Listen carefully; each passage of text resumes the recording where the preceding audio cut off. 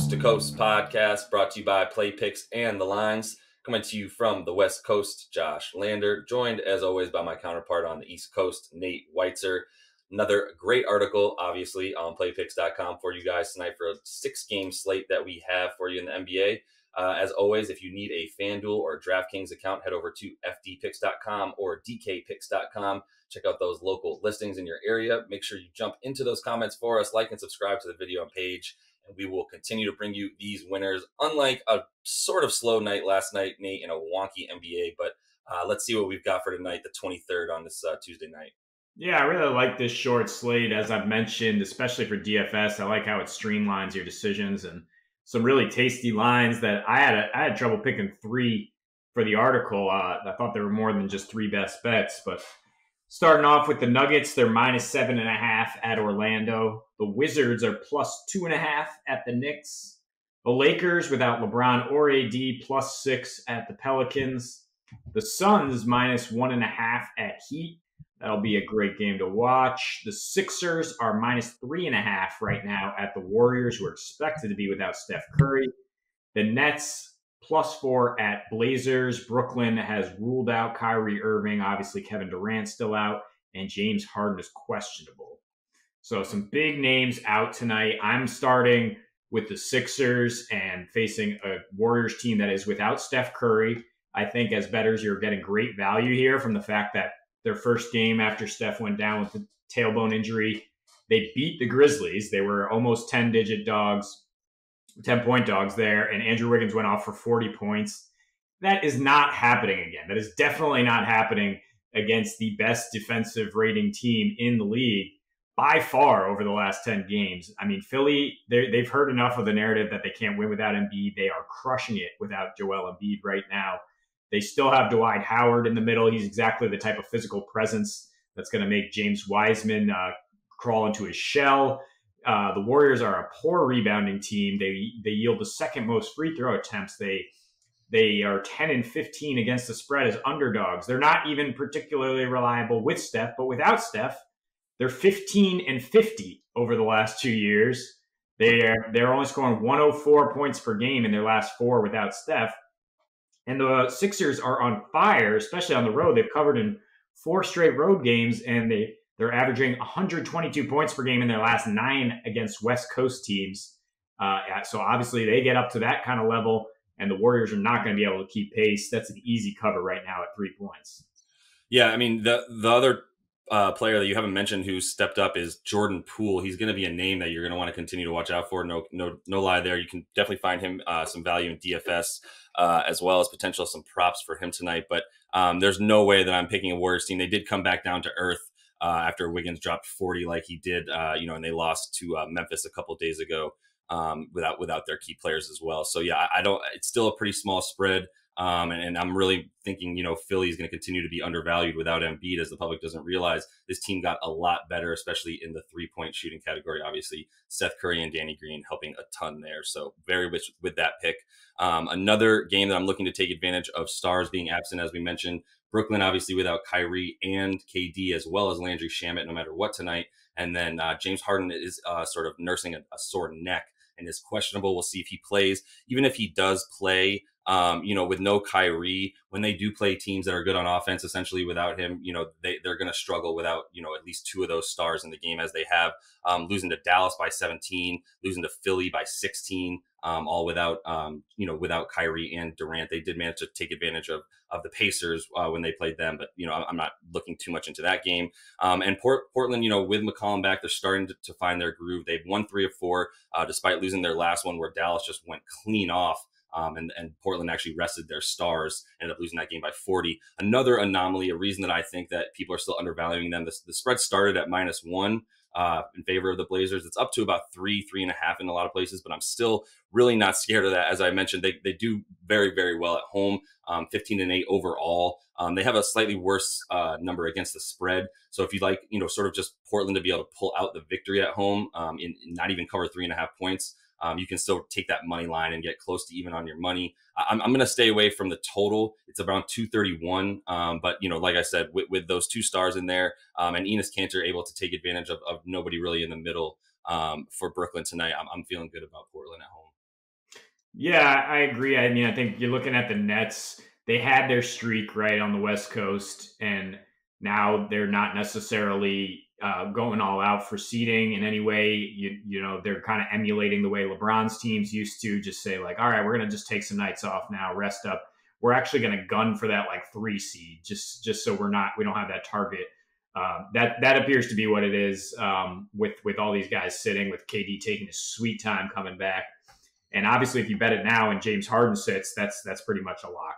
Yeah. So the Lakers playing without Anthony Davis or LeBron James, 94 points in consecutive games. I think that's a bit of an anomaly too. That's against two of the top three defenses in the NBA. I think we could say at least recently, Hawks and Yeah. Suns. Uh, I think the Pelicans, who ranked 28th in defensive rating and have gone over in 8 straight home games against West Coast teams, 18-4 against the over at home overall. I think they will give up at least 100, probably 110 points to the Lakers, who can still score with the lineup, right? That has Dennis Schroeder, Montrezl Harrell, Kyle Kuzma, Taylor Horton Tucker off the bench. They're going to be able to score against this Pelicans team that never really seems interested in playing defense. They don't seem interested in covering when they're favorites either. They So I think they just let the Lakers hang around in this game, probably eventually pull out the win.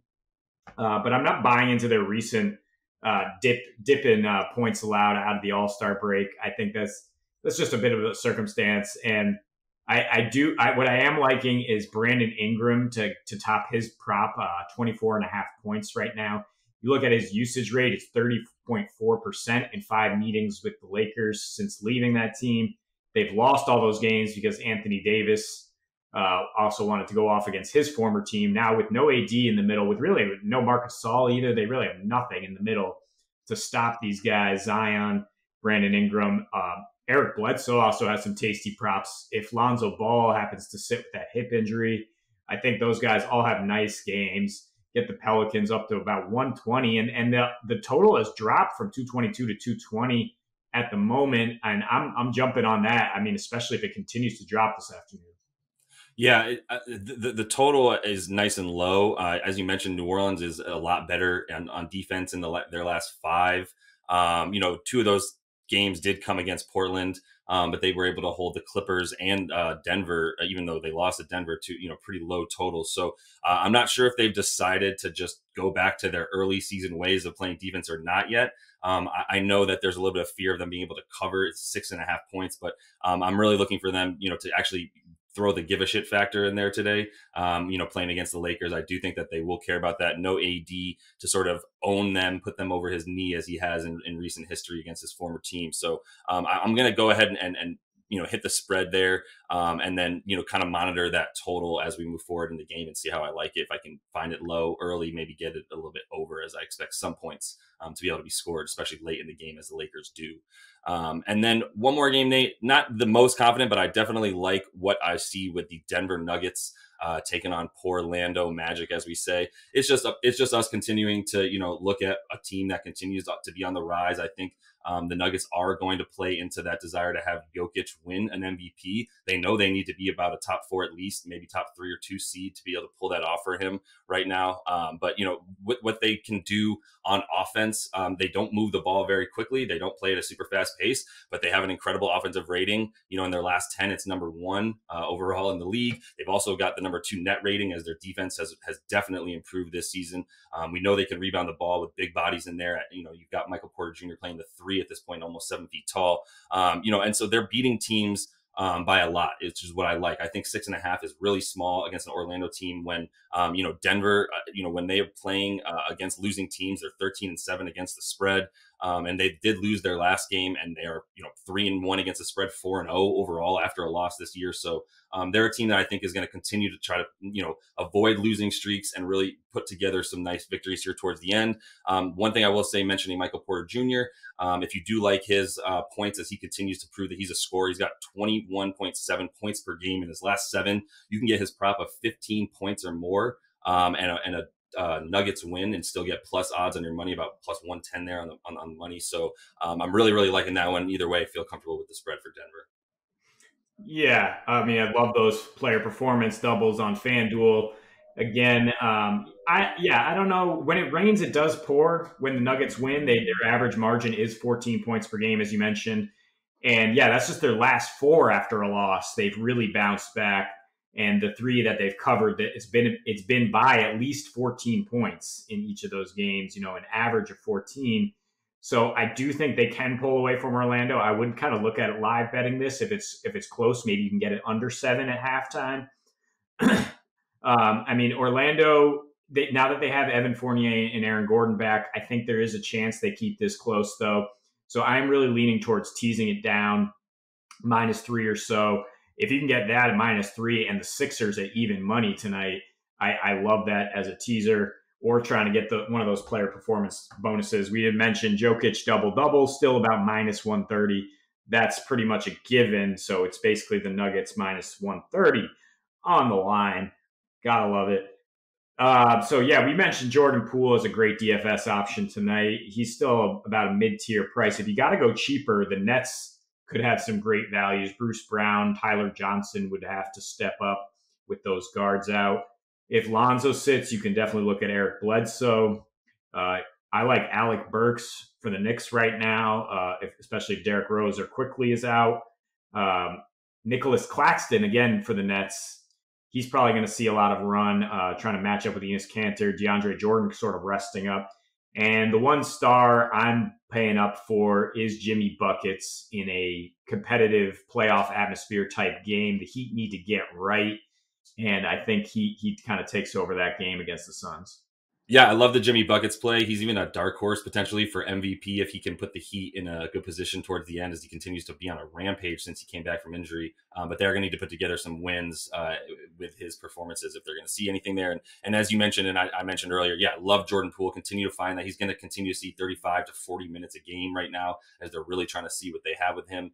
That's going to be the case across the league right now. Some teams are realizing they're not really in it for this season anymore. So at any rate, Nate, that is all the time we have for today. We'll be back tomorrow with a gift card and another great show for you. Make sure you do jump in those comments, like, and subscribe for us. And we'll be back for you guys tomorrow night. As for tonight, happy betting.